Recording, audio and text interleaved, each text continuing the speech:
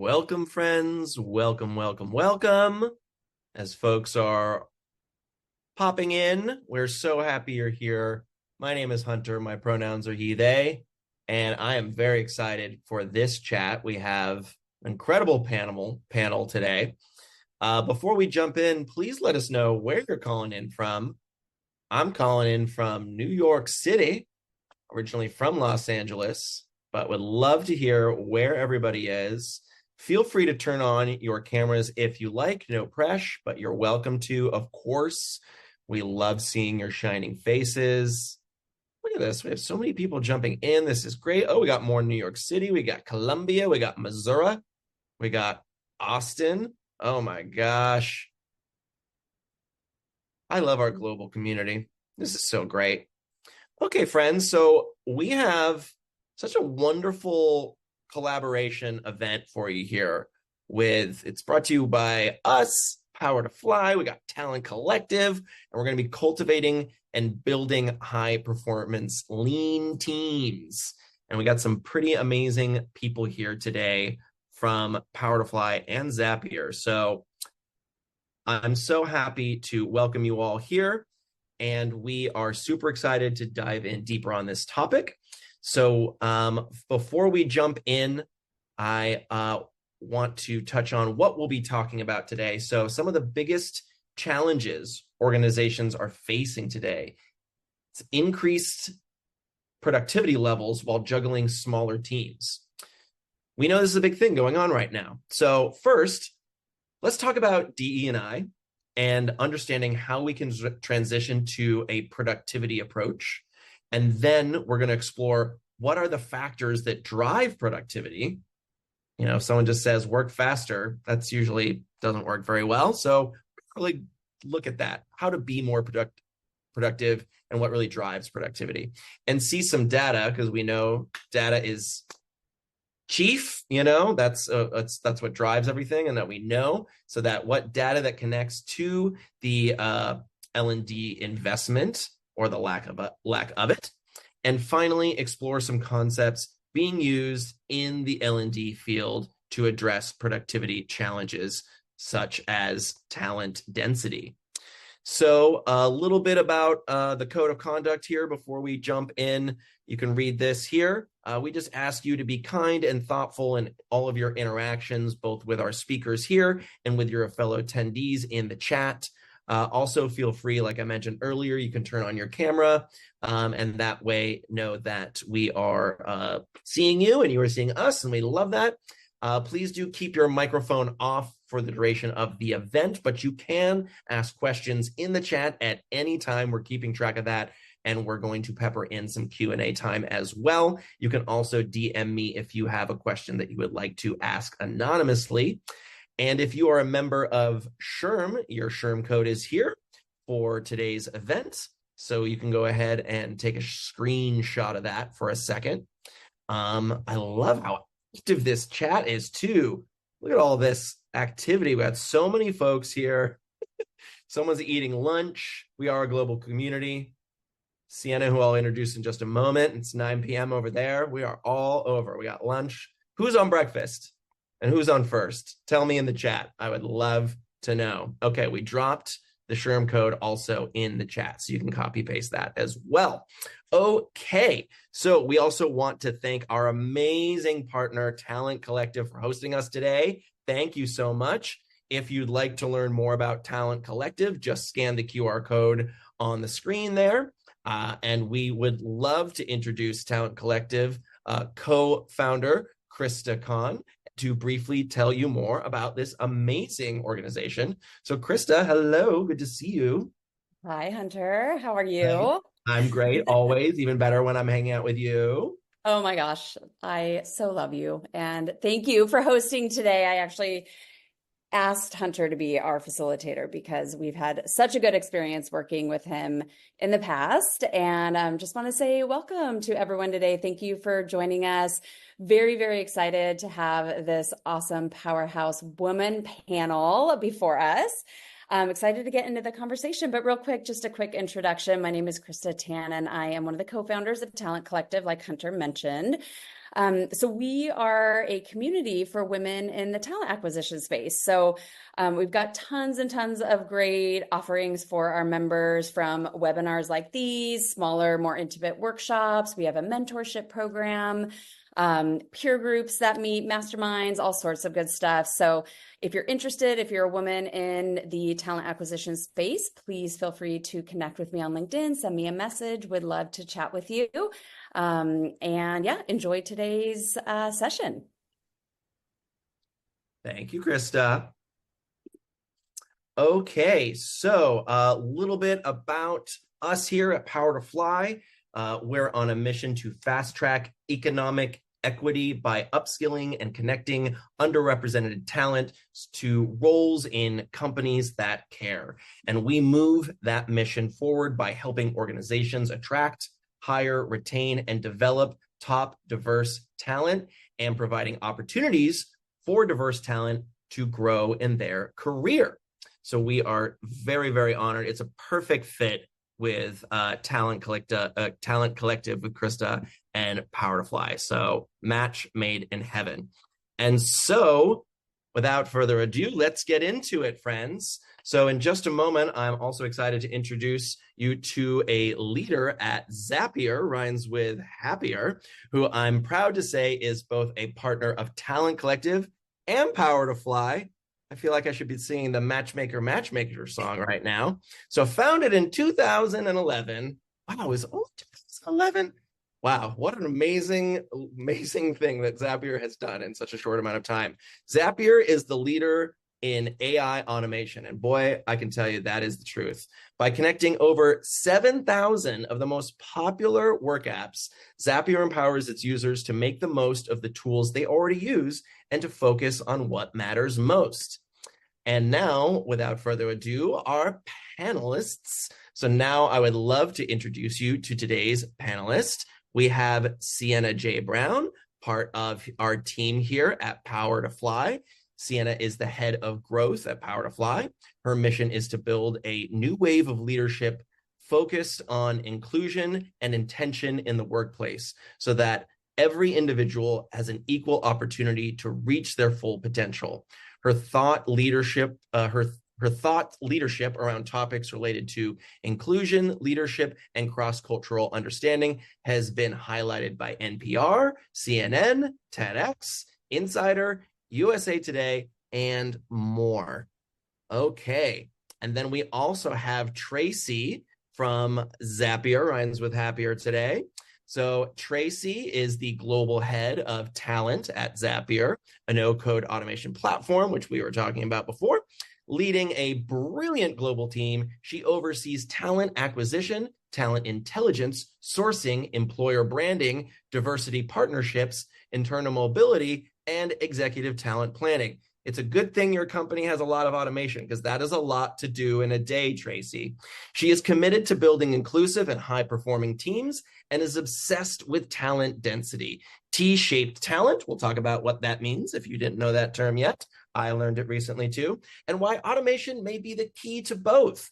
Zapier, before Zapier, Tracy's career was in the education nonprofit space. She taught for 2 years as a kindergarten teacher through Teach for America, TFA, and eventually joined TFA's recruitment team as a recruiter for the West Coast. She served as Senior Vice President of Recruitment at Teach for America, with her 200-plus team fueling the most diverse teacher pipeline in the country, supporting thousands of teachers a year to teach in low-income, high-need schools. Tracy also holds a BA from the University of North Carolina at Chapel Hill and an MS in education from Pace University. She is also passionate about arts access in low-income communities, systems changes in public education, and organizational diversity, equity, and inclusiveness. Outside of work, she enjoys redeeming points for travel, live theater, wine tasting, cooking, and being a mom of 2 daughters. So please give a round of a digital applause to our 2 guests today, our 2 panelists. Hello, friends. How are you? It's great to be here. Thanks for having us. Sorry for such a long bio. You definitely could have told me to shorten it. I was like halfway through and I was like, you know what? We're doing it. We're going to do the whole thing. I love learning about friends and it's good. We got the time. It's good. It's good. So I've got some questions for our panelists, but first I want to turn things over to Sienna to walk us through the concept of talent density. Because some of us, like, can you please tell us, like, what is that? What does that mean? Because this is not only a hot topic right now within businesses and the talent community, but also it's today's discussion. So take it away, Sienna.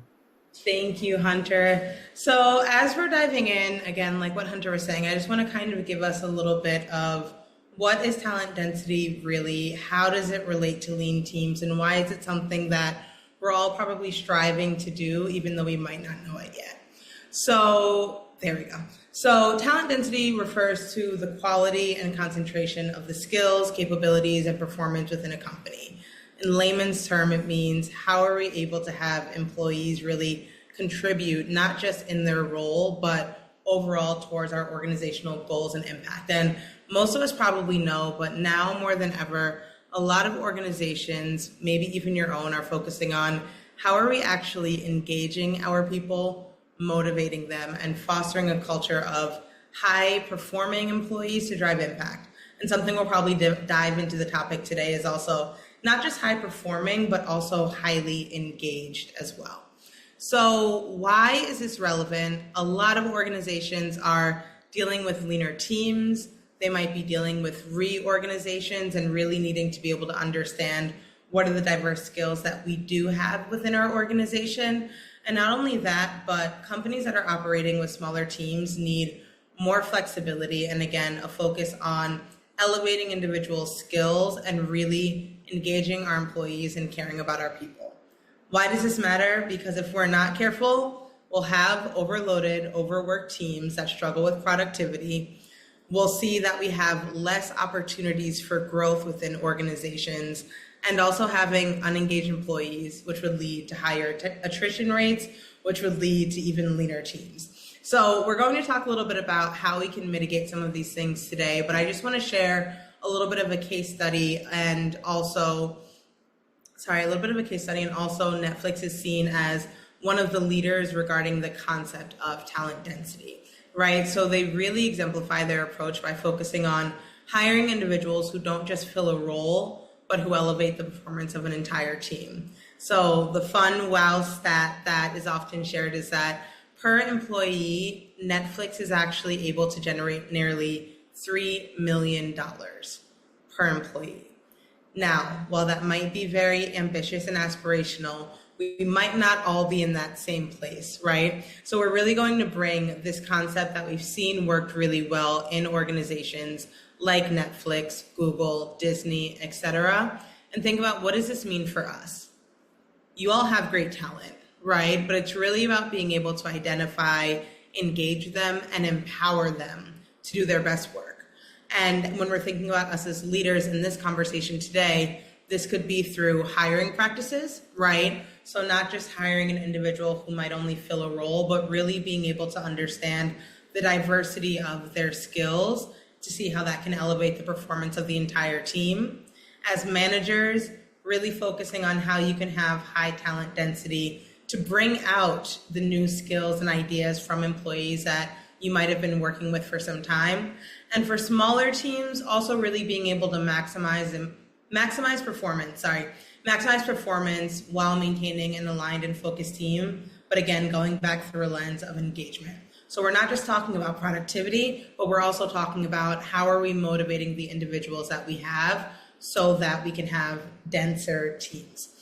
Just a little bit of a quick example of how we do this within PowerToFly. So like Hunter mentioned earlier, we help organizations attract, hire, and engage top diverse talent that really elevate organizational impact. So these can be things like helping organizations mitigate bias in hiring practices and connecting these companies to talent who will elevate their team. So imagine you have a lean recruiting team, you have to fill different roles and you're not sure how to do it, they partner with us.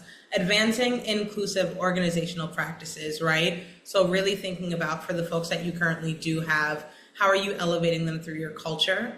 Really leaning into skills audits, and what are the transferable skills that you might not necessarily know or recognize within your organization to help your employees either change what their career might be. So let's say going from a customer experience manager to a project manager to really elevate their desire for growth.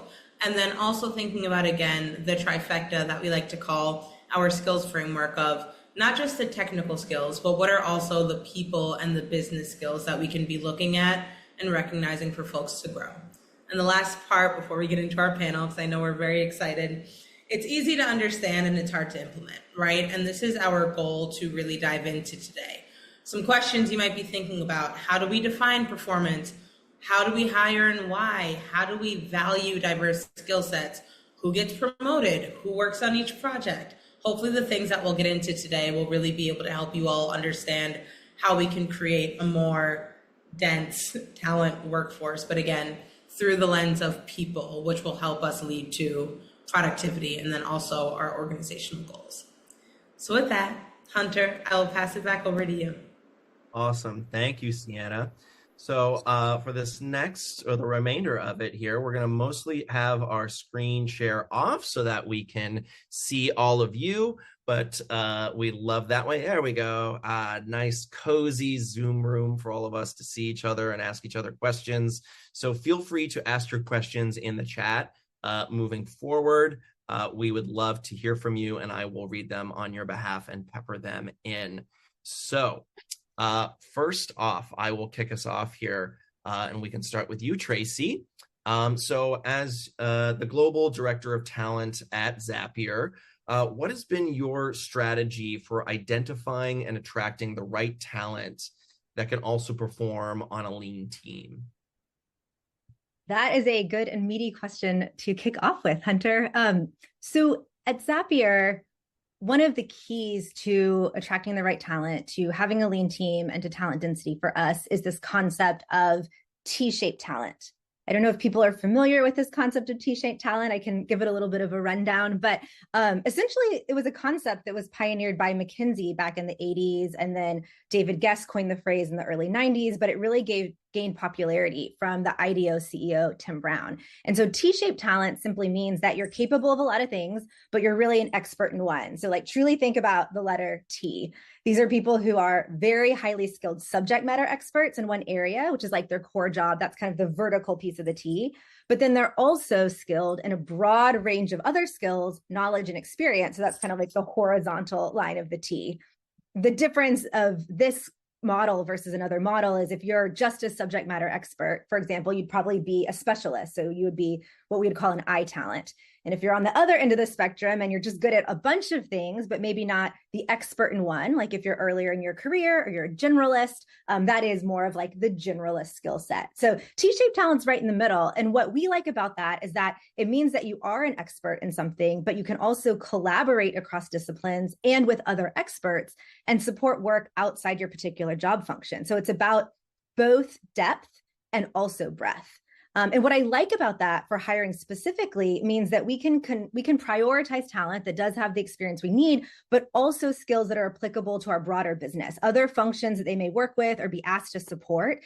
And then it's really a focus on the term, what we hear a lot as skills-based hiring, not about degrees, not about education specifically, but who can do the work? What are the different skills that you bring? And those are the things that we look for, because we want somebody who's not just going to be great in that role at that one time, but also what we call a great enterprise talent. So good for Zapier for the long run, potentially playing even a variety of different roles or bringing different skill sets to the team.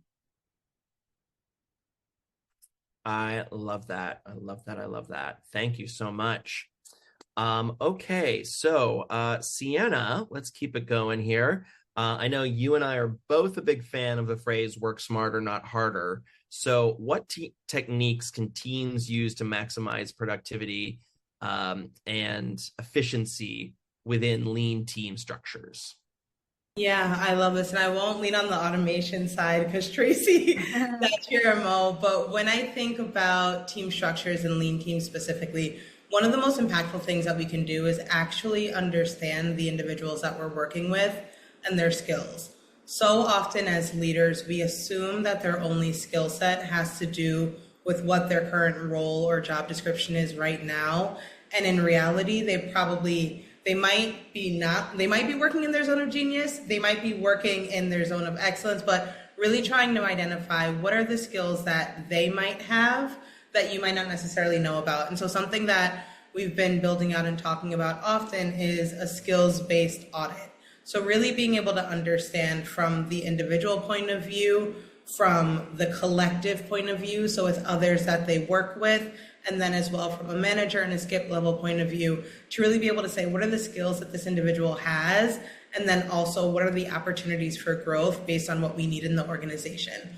When we're also thinking about productivity, efficiency, etc., I really lean into centering collaboration and collective learning, right? We often get so caught up, everyone has their heads down working on their day-to-day work, and we often don't take a step back to say, how are our team members learning from one another? How are they collaborating? How are they gaining and giving more visibility where a problem over here might create 5 different opportunities because they have visibility? So when we're thinking about that productivity and efficiency, really focusing on what is our overall goal? How are we able to maximize that? And then also, how are we supporting our team members in becoming more productive and efficient as well, really through a lens of learning?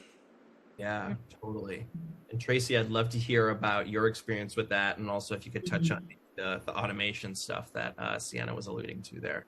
I can certainly touch on the automation stuff, but I was actually going to build off of what Sienna was saying too, because I just love that, Sienna, because what I'm also trying to often, dispel the myth of is that moving towards a leaner team or more talent dense team, it almost sort of implies just on the surface of like the company is gaining, but the employee is losing, right? Like we have to do more with less. And I don't necessarily think that that has to be the case if done well. I think moving to a more talent dense organization, especially with, again, T-shaped talent, which we love at Zapier, can be really win-win. Like companies can have more capable teams, but individuals can also be supported and pushed to grow and develop skills that might make them even more effective in their zone of genius, as you say, but also build skills that are outside of their zone of genius so they become more marketable in the future, right? It's also about personal development, about interest, and about being just engaged in different types of work, more opportunities to learn, more impact. So I just completely agree with you there. But on the automation piece, I think what a talented organization also doesn't mean is that people just work more hours. Instead, at Zapier, we really talk about sharpening the focus of where they're putting their time. So because we're an automation platform and we obviously use our own product, we have a core value of build the robot. And that means we're constantly seeking ways to automate the tedium or the admin work existing in like a typical version of your job so that we can focus on the work that humans do best, which is often the creative, the deep thinking work, the like relational work, especially if you're in TA. And so maybe that's more unique to Zapier, but we see automation and AI as tools to help each individual employee spend their very, very precious time on the things that matter and not just like copying over data or sending reminders to people, right? If you can automate those little things that you do day over day that suck up your time, but aren't truly engaging or value add in like your life and the way that you really like to think about your work, then if you can automate those things, you can focus on the stuff that is often even more engaging for the individual.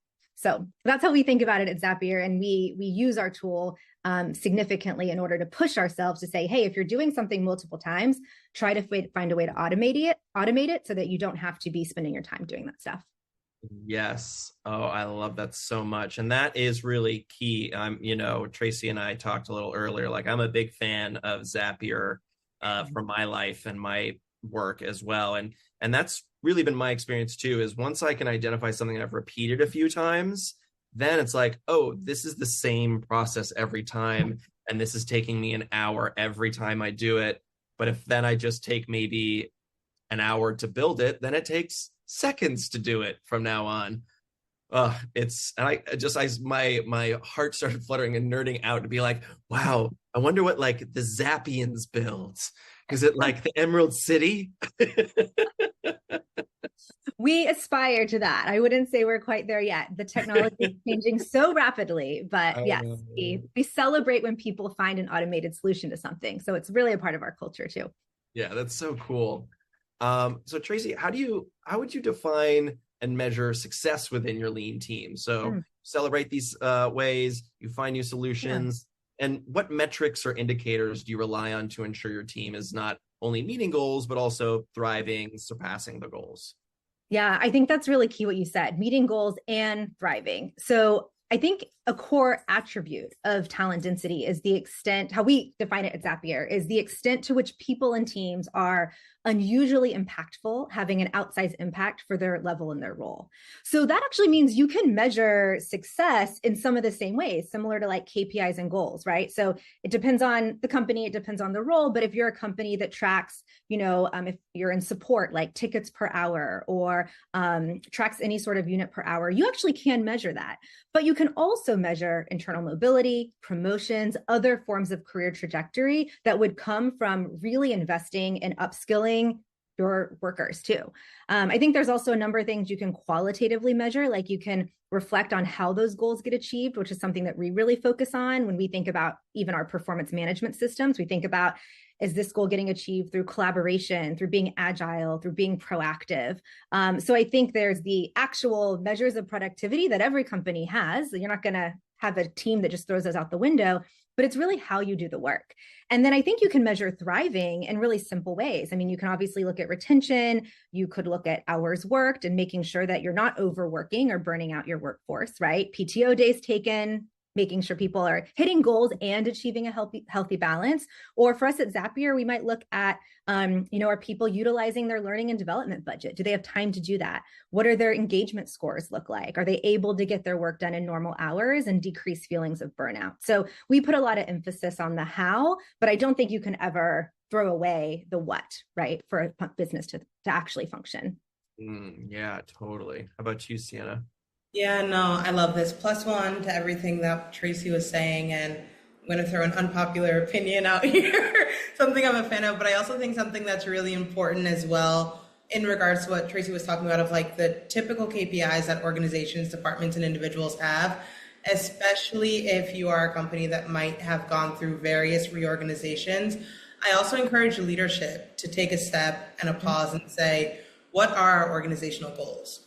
Do we need to revisit those? Are we able to meet those goals with a leaner team than what we might have? So that there's also this sentiment of transparency and alignment, both with the individual to the department and the organization, to be able to look at, are we able to do more with less? But then also going back to what Tracy was saying, are we able to do that with the individuals that we have? And so if not, what might we be reprioritizing or tweaking or focusing on a little bit more? And I think when we're also thinking about how to make it stick, it's going back to, how does every day task, automated or not, matter? So tying individuals' work to worth. So it doesn't just feel as if they're doing their work day in and day out, but really saying, how is this driving impact, and having them be able to see the much bigger picture. I also think something that's really interesting and aligned is something that I often like to do that's really impactful is a time and energy analysis, right? So really being able to sit down and work with your team and say, over a week, my teams, we used to use Toggle, which is a tool that I love, and really being able to understand, where does your time go? Is that time where you need to be going? Where does your energy go? What drains you? What pours back into your cup? And also looking at proactive versus reactive work, right? And so really being able to take a pause and talk to your team members to understand, okay, let's do a quick audit. Is this where your time needs to be going? What do we need to be fixing fundamentally to help move, oh my goodness, sorry, just tweaked out, to help move the needle forward, similar to what Tracy was saying. And then also being able to understand the systems that we need. And I think from a people point of view as well, are people engaged, right? They could be doing great work, but if they are burnt out, you might not necessarily see them as engaged. Are we thinking about, what does inclusion look like with lean teams as well? Is everyone having a voice? Does everyone have an opportunity to be heard? and to also have the opportunity to learn new skills. And the last thing I'll just share is at PowerToFly, we have unlimited PTO, which is a blessing. And it's also something that we think about of, are people actually using their PTO? Do more people have an opportunity to do that in their roles than others? And really starting to implement some of the minimums that people need to take, because with unlimited, you can either take as much as you want, and sometimes you can't, or you don't take any. So really thinking about creating structures to also support that, and mental health days, et cetera, so that people also value taking time off to really be able to pour back into themselves.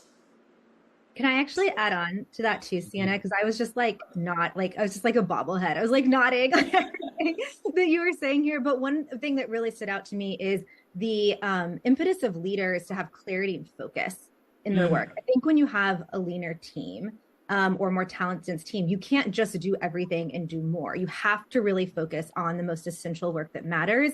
And that is a responsibility, sure, of individuals, but really of leadership. And so I like the frame that Zapier uses with talent density, because it doesn't mean that we just aim to hire what I would call the Netflix model, like the absolute subject matter expert, pay them top dollar, and then just like expect them to just be amazing. Like, we're not going to replace all of our early career engineers with staff engineers and just say, we're so talent dense now, we can do more with less people, right?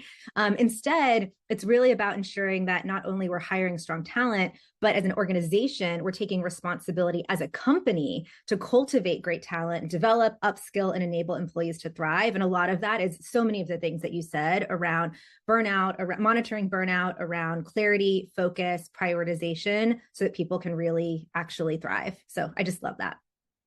Yeah, I love it. And the keeping track for ourselves on the day-to-day of checking in, and like Sienna said, using different tools that can help us with that. And Toggle was mentioned, and you know what I just looked up? Toggle has a Zapier integration, Sienna. So you might, okay, So friends listening, know that can be stored, organized, help you see that easily.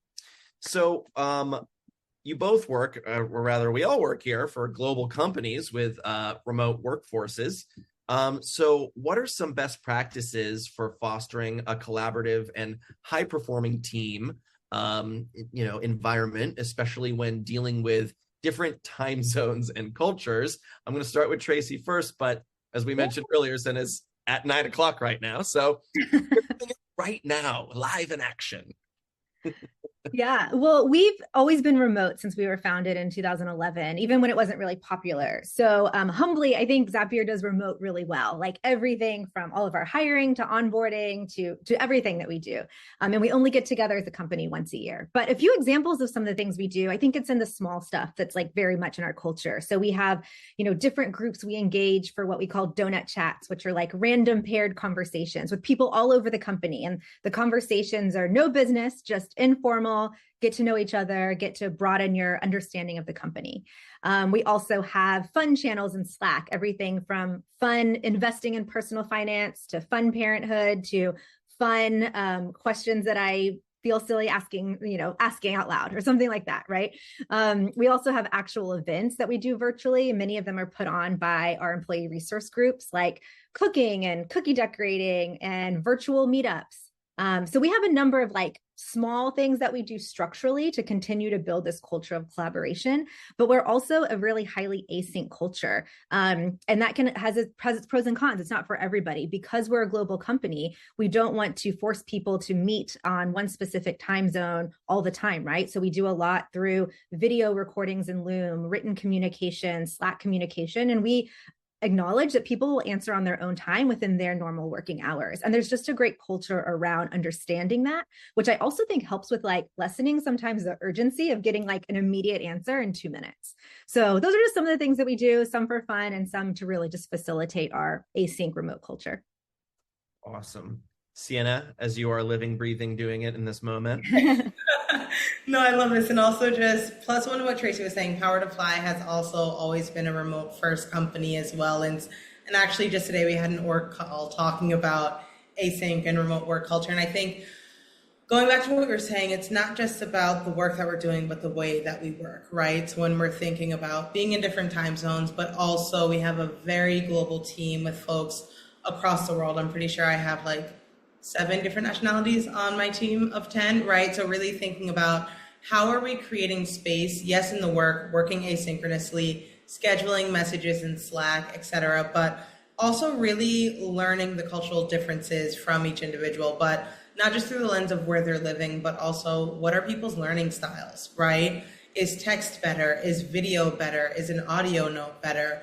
Really being, and this is actually something that's like a quick actionable tip, something that works really well and that I've done both within PowerToFly and with other organizations that we work with is actually surveying your team to understand, how do you work best? How do you take in information? Do you prefer scheduled Slack messages, or you know what I mean? So really being able to lean in and ask some of the questions to be able to help you all as leaders really inform that way of working. But the last thing that I would just say is creating moments for intentionality, right? We can often get caught up in what we're doing and what the outcomes are, but who is Hunter? Who is Tracy? Right? How are you talking about, again, the different things that make us, especially in a remote world? And the last thing that I would just say that has really stood out to me, having lived in Spain for the last 10 years and having such a global team, you might not always be able to meet up with other individuals. And so we've tried to have regional meetups. So we actually had a meetup of, I think, 8 folks on our team who were living in Spain. They came to the town that I lived in and we spent a weekend together. And I learned more about these individuals in a weekend than you might have ever in a meeting or in a Slack. So trying to create moments and opportunities for that across the board, depending on how your company works, but really thinking about, again, the intentionality in how can we be able to meet people where we're at and also center that inclusion, taking into consideration different time zones and cultures in a remote world. Yeah, absolutely.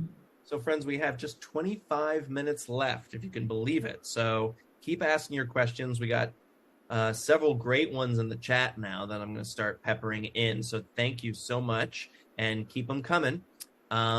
So we have some really interesting questions here, and I'm going to rephrase this a little bit.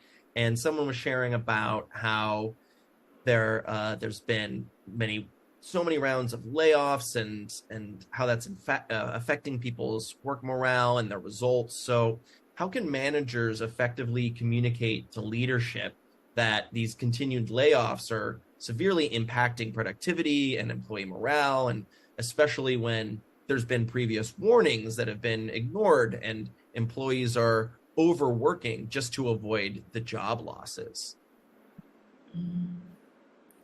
Ella, can I go first, or Tracy, do you want to go first? Go for it. Yeah, I'm still processing the question because it's a really great one.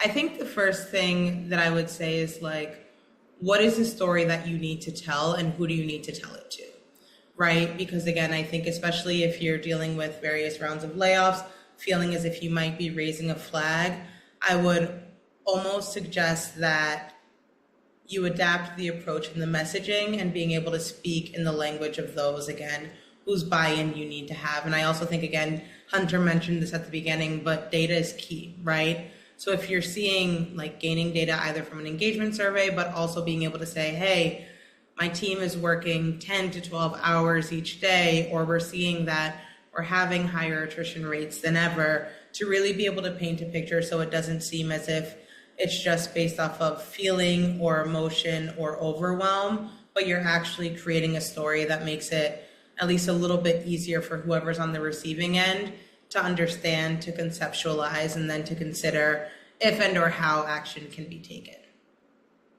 Tracy, I'm interested in hearing your thoughts as well. I mean, I think you said it really well. I always go back to data, especially when I'm trying to convince business leaders or an executive team of anything. And so I think there's data that can, whether it's qualitative or quantitative, to be clear, that you can start to collect around, employees feeling burnt out, retention, people leaving for different roles, again, engagement scores, even doing like a pulse survey and saying like, this is how your workforce is feeling. And also here's like the productivity that's actually happening. I mean, I'm a big believer of like, if a workforce isn't engaged, if I'm not engaged as an individual, I'm probably not doing my best work. And so it becomes like a business critical need. And I think using whatever data you have at your disposal to sort of paint the picture and share the narrative of like, this is what's happening. And so we need to have an intervention in the way that we're thinking about this. Now, I recognize that that can be easier done at some companies versus others, depending on what the type of work is. But I think the point there is to like think about the narrative that really shows that a change needs to be made. And that often like making some of those changes will show probably like pretty short-term results that will then build your case for making those changes further down the line. Yeah. We got a question in the chat about, oh, sorry, go ahead, Sienna. That's okay. Really quickly, just in the, we're ping ponging, but just in another response to that I think could be really useful for this group as well, excuse me, is also coming at it from a lens of understanding and with the intention of being able to improve, again, the employee experience, which will then improve company results, right? Because again, thinking about what matters to the people that you're talking to, really being able to see that, sorry, one second. Really being able to see that this is something that does matter to them, but they just might not be able to be seeing it yet, but it doesn't want to feel like an attack. Because oftentimes, again, organizations might be in a space where they can't hire more individuals, or there are some things that they can't change. So really thinking about it as, I want to be able to help support us as a collective move forward from this tough time, versus everyone's frustrated, we don't like this, and the change needs to happen. Just because sometimes the perspective of how you come into the conversation as well can make it more or less easily received. Yeah. And since we're ping-ponging now, that person jumped in as well, and they were saying, oh, I should have shared that the engagement and productivity data has been shared with the leadership. So at what point in our profession do those professionals have to stop falling on the sword because we cannot influence positive change? So I mean, when you feel like you're in a bind, right? Like, what do we do when we're in a bind? Because sometimes work can be very hard, right? Yeah. I think that's a tough situation. I'm sure so many of us have been in that too. I love what someone is saying also in the chat around understanding the transparency on both sides. But I think just as small things that when I feel that way with my manager, you know, I'm very clear around here's the things I can accomplish and the impact it will have. Like, and here's the things I can't. Is this prioritization right? Again, it goes back to like prioritization and focus. I really believe that we do our best work when we can be clear and focused on what we need to do and not have, you know, our energy pulled in a lot of different directions, which it seems like when we keep getting overloaded with stuff, that happens. And so this doesn't work for everyone. And it really, you know, depends on the relationship with your manager, but I always try to focus on managing up and encourage my team to do the same when they say like, here's what I can do. Here's what I'm deprioritizing. Does this seem right? Would you say that I'm prioritizing the right things? And then you at least get clarity on what really, really matters. And you might be surprised that they say, yep, actually, this is important, but it's not urgent. Deprioritize that. So I think it at least opens up a conversation. Again, that's not the answer maybe you're looking for, but it's something that has definitely helped in the micro interactions in my case, my experience. That's super valuable. We had another question in the chat that I'm going to pitch over back to you, Tracy, as it's calling out T-shaped and I-shapes. Oh. So how can managers encourage I-shaped specialists to become more versatile T-shaped professionals? But when the team is resisting potentially by they don't want to expand their skills because instead they're asking for additional pay, or they want you to hire someone else. Because this is considered to them outside of their expertise. So given the budget constraints of some of the market right now, how would you encourage fostering this T-shaped expansion? Yeah. Well, when I hear that question, I mean, there's a number of ways you can approach it. One would be in the hiring process, you start hiring and setting those expectations for T-shaped talent. But assuming that that can't happen here because you have a team full of I-shaped specialists, I think it really becomes a mindset and culture shift, which is easier to do, obviously, if you're the leader of that team, and a little bit harder to do if you're trying to influence the culture of an entire organization in which you would need like leadership support. But there's actually 4 things that I lean on with my team to this point. in terms of mindset that I talk about a lot with my folks too. It's like the first one is this idea of one team, one mission. Like it has to be clear that everyone's working towards the same thing. It's not a competition. It's not territorial. And so we find that when people are most concerned with their own KPIs and goals, they're less willing to pitch in or flex in, as my team likes to say, or to support others or do work that's not their expertise because they're focused on making sure that they have the time to do their specific work. So I think it starts with the knowledge and investment that we're all clear on, like, what is the thing we're trying to accomplish as in a team? And we're invested in the idea that our team accomplishing that is the most important thing, which then like plays into like how we think about performance and, you know, potential raises if you do that, et cetera. So that's one, I call it one team, one mission. The second thing is like managers have to know your people, know their skill sets and experiences, because every employee isn't just their job title, right? They're a whole person. They likely had many different professional experiences before they got to you and your company. So know their interests, know their skills. Are there places that you know they have experience in a different area where you can say, hey, I know you did that one time. Can you lean in here? And start to build the examples and the case studies of people using their prior experience to flex in or lean into something else. So that's the second thing. The third thing is really demonstrating what flexibility looks like and its benefits. So once you start, you know, maybe picking off a few people who are more open to this, utilizing them as case studies and showing, wow, like we had this great benefit because this person was able to lean in here that made the work go faster. You know, they were able to build additional skills, really show that. And then the fourth thing is actually reward flexibility. I definitely understand that you can't, and a lot of times probably shouldn't be paying people more if you're asking them within their work constraints to lean into skills that they have, but you can actually reward flexibility in different ways. You can shout out examples, you can have praise. If you do spot bonuses or something, if there is a way to reward it monetarily, then I think that's helpful. We write cross-functional work into goals. So it's a part of people's goals to sometimes lean into other teams. And I think that just sets the stage as like, this is what we do. This is part of your performance. How agile you are and how you're able to do this actually is what we expect of your role. And so again, it's like a culture change. It's a mindset shift. And there's definitely challenges with that. But I think the more that you lean in there with the team you already have, the more people will see it, live it, experience it, and see its benefits too. Yeah, totally. Absolutely. I love that. It is such a mind shift. And I like flex in. That's fun. I hadn't heard that one before. Sounds sporty. Okay. Sienna, as you may know, working in small teams can be stressful sometimes. I don't know if that's been your experience, but how can teams avoid burnout and also practice workplace psychological safety in what can be sometimes a stressful environment? Yeah, I love this question. And I can also, yes, I love this question. And I was thinking about the context of previously when I was at PowerToFly, I was running our DEIB team, which was one of our smallest teams, but served a large number of organizations holding interim roles within those organizations. So imagine not just dealing with your own role, but then also the complexities of 10 different companies and the consulting that you're doing there.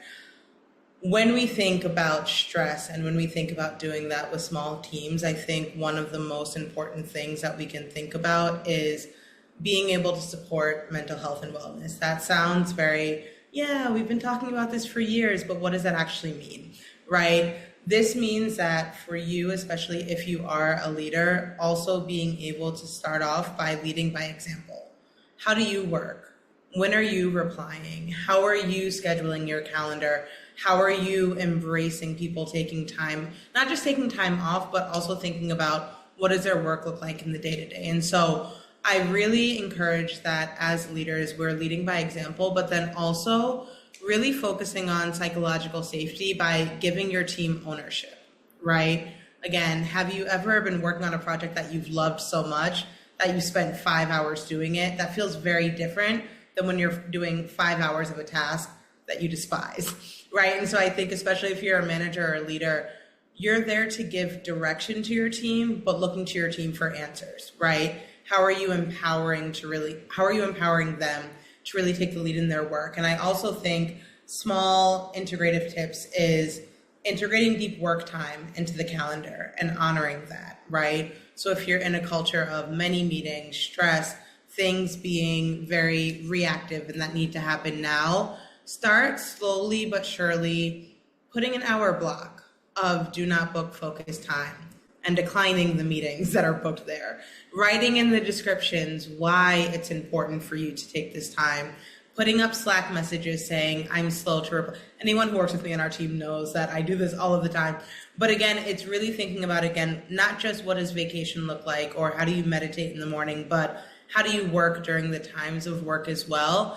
And then again, how are you celebrating and sharing that? So if someone's taking 2 weeks of PTO, paid time off, they don't feel bad about it or guilty, but we celebrate it. Share your photos. How did it go? Do you feel rejuvenated, so that it creates this type of culture where individuals are able to not feel bad or guilty about taking time off, especially just because we live in such a fast-paced society, but also being able to say as leaders, how are we also mirroring what we would like to have for our employees to see? Because oftentimes we say, yeah, take the day or whatnot, and then we're replying at 11 p.m. at night, right? And so I think, again, it's also leading by example and being able to give that opportunity as well. And Tracy, I'm interested in hearing. Yeah, I love all of that. Tracy? I mean, I don't know if I could say it better than Sienna did. I think like That's how I feel all the time, Tracy. I'm just gonna leave it there. I don't want to repeat things that she said. I actually think it quite resonated with me, Sienna. Yeah. And it really is true. Like when I first started working at PowerToFly and I went to book Sienna on her calendar, I was like, wow. It was like, you can't even imagine, like it's just fully stacked. But in the morning, it's like very clear. Her morning is very clear of like, these are do not book times. And it's very clearly communicated why. And then I like learned something about Sienna too, because she shared why she was booked out every day and was like, oh, that's really cool, like what you're doing. And like, yes, sir. You know what I'm talking about. I was like, I'm not Hunter, though, is that the thing that I love about this, and honestly, like from like speaking to all of you, sorry, it's also late, so my brain is starting to tweak out, but leading by example, right? So Hunter was saying he looked at my calendar, he saw the description, he understood why. Something I noticed, I'm a creep, but little by little, other individuals started putting do not books on their calendar. Yep. They started blocking off times. They started taking days. And so again, we think that the actions that we take don't really matter, but little by little, the actions that you also take and that you're reflecting, people will pick up on and then start integrating because they see that it serves them as well. Anyway. 100%. I'm glad you jumped in. Like I learned it from watching you, but this is a good one, luckily. So that I completely +1 that. Okay, friends, we have less than 10 minutes. Can you believe it?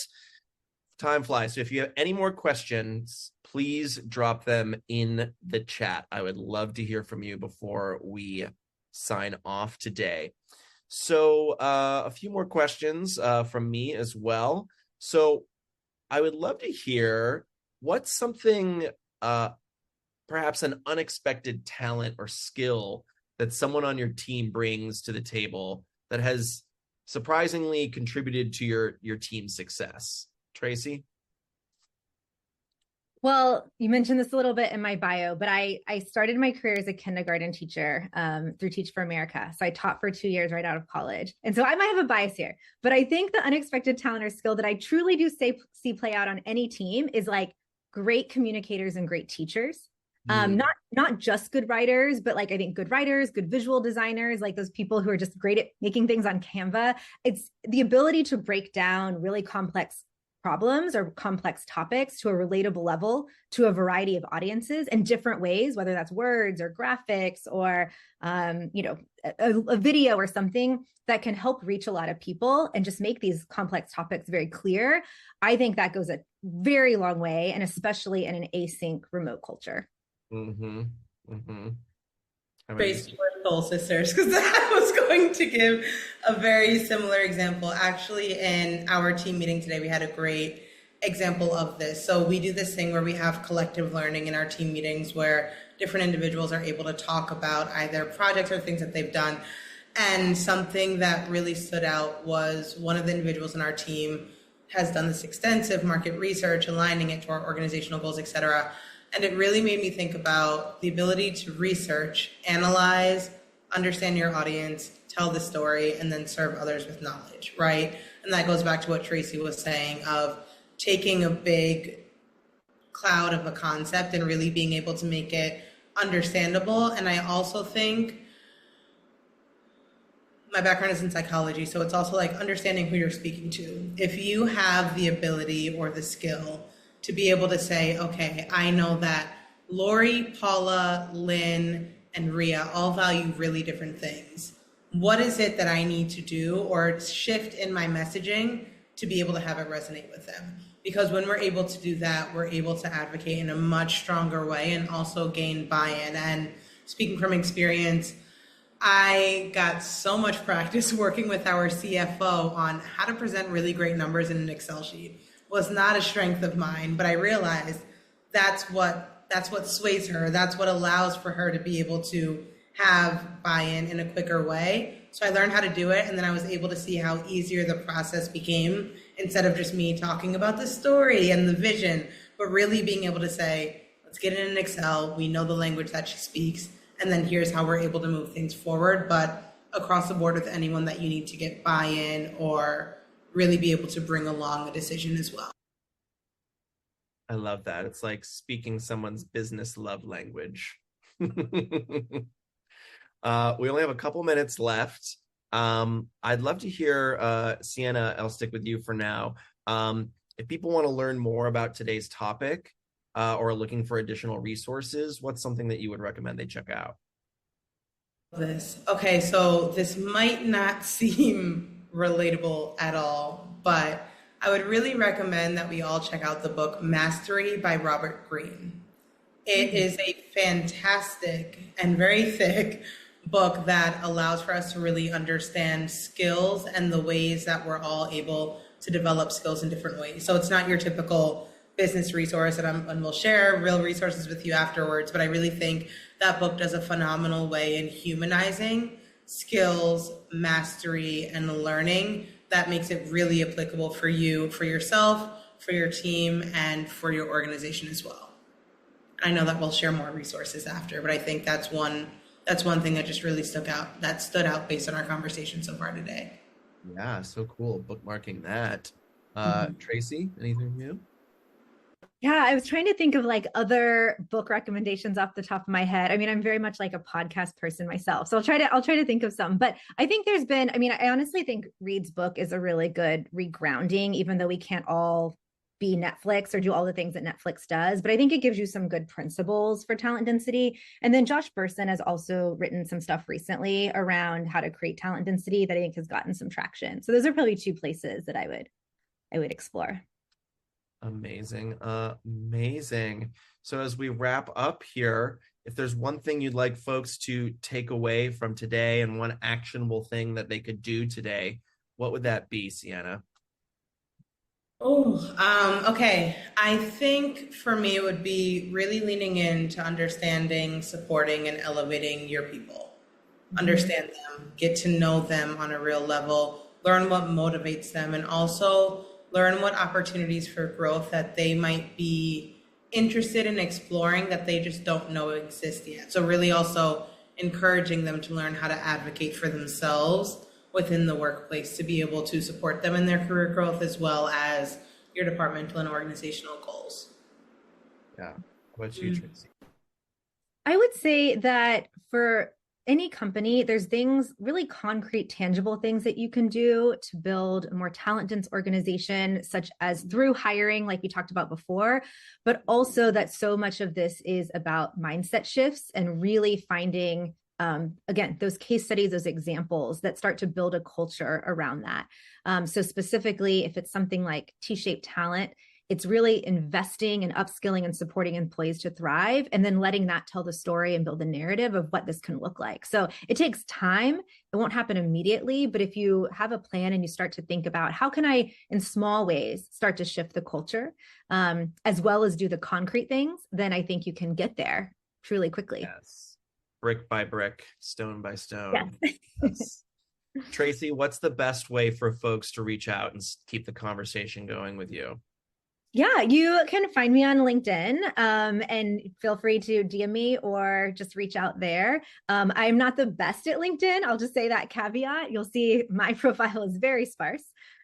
Don't tell anybody. I am a talent professional, but I do try to respond as much as I can, particularly to DM. So feel free to reach out there or connect with me.